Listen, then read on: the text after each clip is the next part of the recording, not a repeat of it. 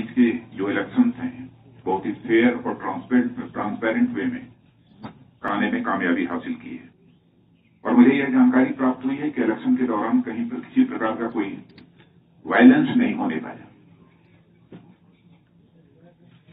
और मैं यह मानता हूं कि अर्बन लोकल बॉडीज के बाद अब जम्मू कश्मीर में पंचायत के भी चुनाव होने वाले हैं।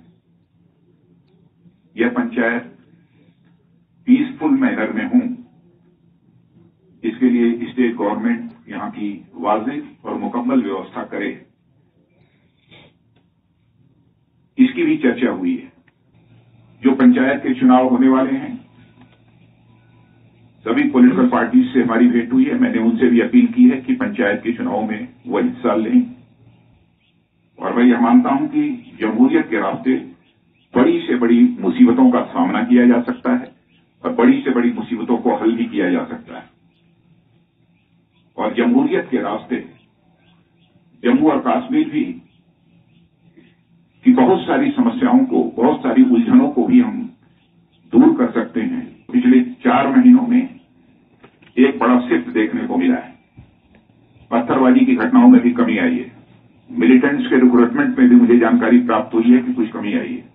बहुत सारी दुनिया की ऐसी ताकतें हैं जिनको कि यह रास नहीं आ रहा है, जिन्हें अच्छा नहीं लग रहा है, और इसे रोकने के लिए वो दहशतगर्दी का रास्ता अपनाना चाहते हैं। लेकिन मैं ये पूरी तरह से साफ कर देना चाहता हूं कि उनके मंसूबे किसी भी सूरत में पूरे नहीं होंगे।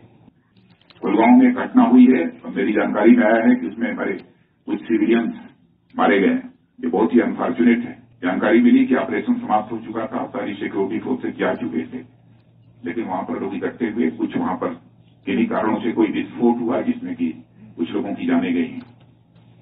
जानकारी प्राप्त होने पर हम लोगों को भी इससे बेहद तकलीफ हुई है।